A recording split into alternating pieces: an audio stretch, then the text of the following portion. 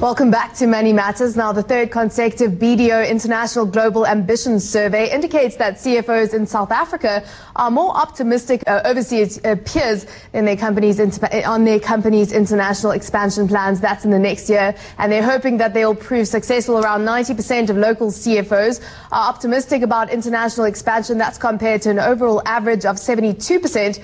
While this probably reflects the fact that many local companies are expanding into the rest of Africa, with Nigeria and Kenya and Angola being favored destinations.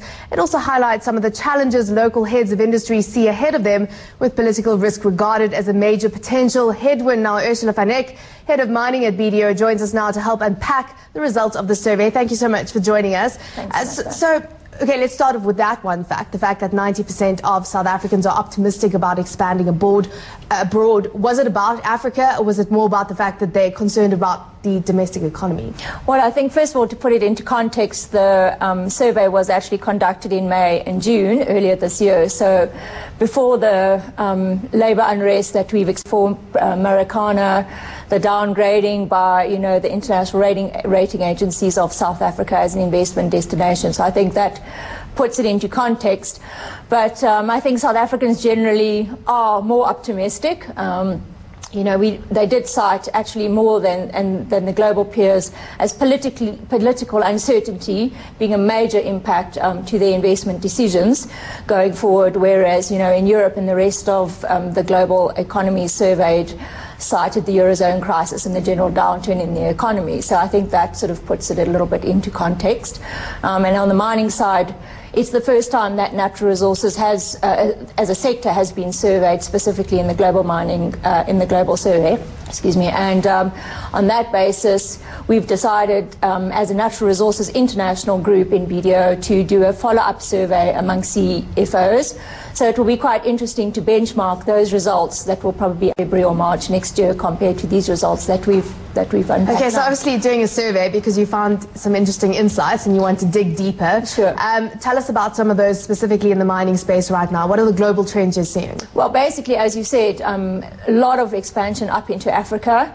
At BDO, at our Africa desk, we are actually seeing a lot of companies from Australia and Canada, interestingly enough, coming and investing into Africa and going into places where, angels fear to tread. Togo and Guinea and South Sudan even is becoming really a good place to invest.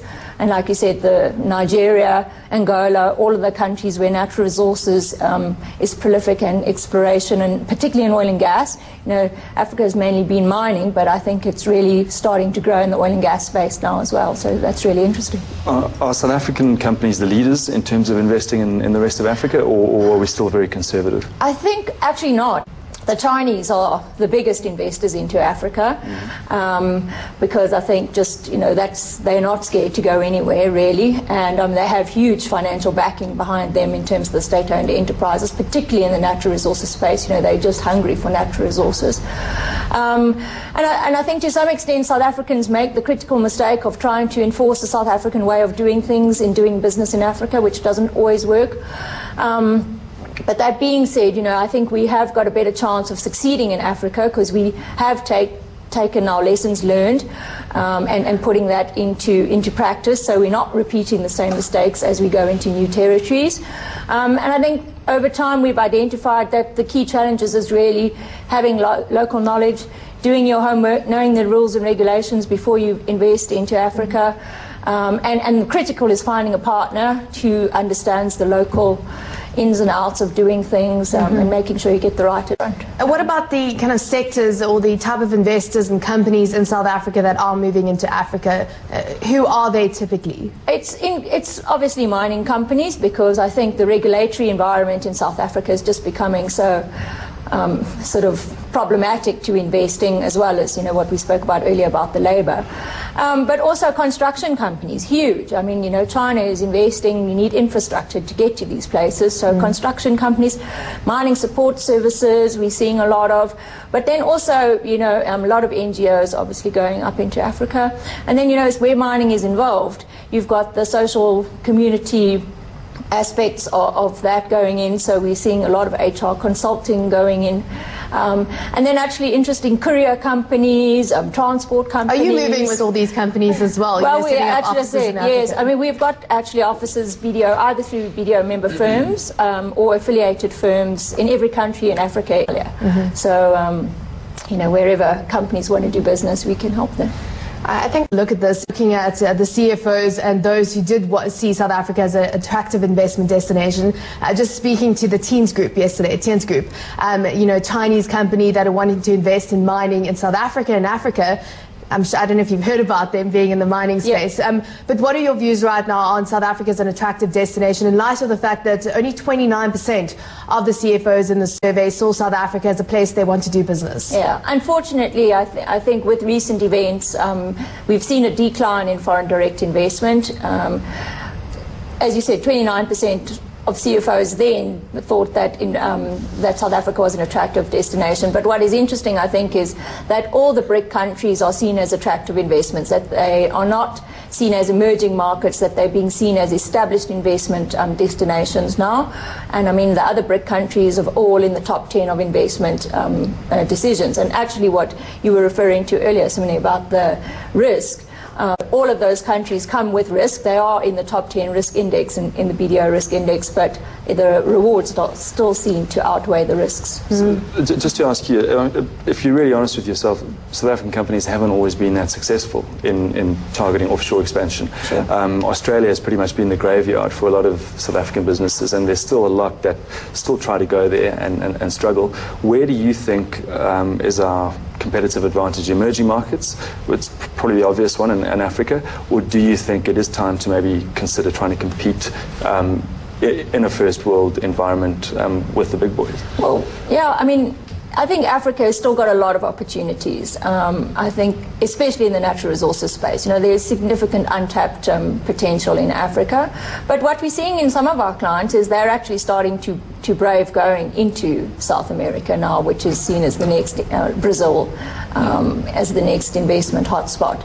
I think, you know, Africa is a difficult place. It's not like the homogenous Europe, for example. You know, we have 54, 55, 56 countries, depending what day you're looking at, kind of thing, all with different jurisdictions, different cultures, different languages, different currencies. I mean, it's really difficult. We can talk to you about these various places. Tell us about some of the spaces when it comes you know, down to mining that are the best places to operate right now? Well, I think Sub-Sahara, because its infrastructure is relatively well established, is still a good investment destination. You know, Botswana, Zambia, like I said, Angola is still in the exploration phase. It's interesting you say Zambia because they've got a lot of mining laws which are changing. Yes, exactly. And well, that's, I think, coming with the change in government there as well. Botswana is still seen as the most investor-friendly country in Sub-Sahara Africa. I think DRC, even though there's huge opportunity, I think it's still politically extremely unstable and difficult. So I think Sub-Saharan Africa, because of the infrastructure, makes it easier to do business. But then Africa, we're seeing huge growth in Kenya, Uganda, Tanzania. All of them have got investor-friendly policies now, particularly in the mining space. Nigeria, you know, you hear a lot of bad press around the big oil companies, but I think the focus is going on to the junior mining and junior explorers who are, I think, more in tune with dealing with governments and not, you know, putting the big brother approach down on governments, and that seems to be working. And I think that's where you're going to see the growth. And the mid-tier firms is where we see at BDO, where we see the growth coming from for the global economy, actually. I think we keep on talking about the fact that South Africa is really moving down the list when it comes to its attractiveness. So what do you think needs to be put in place here in South Africa? How do you think they need to change their approach, the government or whoever else in the mining sector, to make South Africa remain an attractive place to be a miner? Yeah, I think a policy decision needs to be clear. You know, we were flip-flopping backwards and forwards on the nationalisation debate for nearly 2 years, you know, and even when the minister said it's done, it's dusted, you know, there was still this rhetoric going around. And your client's still uncertain about that? It just creates uncertainty. You know, the change in the BEE Charter, you know, the change in the social labour plan requirements, you know, all of these things are causing uncertainty and turn away. At the end of the day, you know, companies will rather go and invest somewhere where you know it's going to take you 6 weeks to get a mining license, where in South Africa it can take you anything up to 18 months. You know, the water licenses that come with mining licenses, that's in, you know, total disarray. So there really needs to be some significant shifts in the regulation and in the way of doing business in South Africa to make it attractive again. If I could just add my 2 cents worth, I think in South Africa we love endless debate, and we love canvassing everyone's opinion, and we can all understand where that comes from, you know, because of our history. But at the same time, I think sometimes you need to say a decision needs to be made, and things need to be implemented, and things need to get done. Sometimes too much democracy, and it probably won't be popular for saying this, can be a bit of a bad thing, I think. You know, if you just look at your own office, if you can't endlessly debate and canvass opinion, at some point someone has to say, time to get things done, let's do it. Or there needs to be a timeline. Over the next year, we're going to be having debate. This is what we need to figure out. This is what's being debated. Please send in your views. These are the various channels. By the end of the year, we will be able to provide clear clarity on the decision that's being made. I mean, that's the exact situation what we're seeing in construction. We're literally driving our construction companies into far riskier environments because we haven't seen the delivery of the much talked about infrastructure plans. Final closing comment from you. I suppose you can talk to us about mining in general in Africa versus South Africa is what we've been talking about.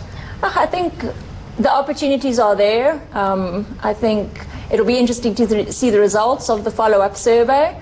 But really South Africa needs to get its house in order to become attractive again. But you know what? If the opportunities are in Africa, then go for it there as well. And the minerals are in the ground here in South Africa. Thank you so much for joining us today. That's it from this week's edition of FinWeek Money Matters. Thanks so much to Garth Chen and Simona Levitt from FinWeek, and of course Ursula van Eck from BDO. We'll see you again same time next week.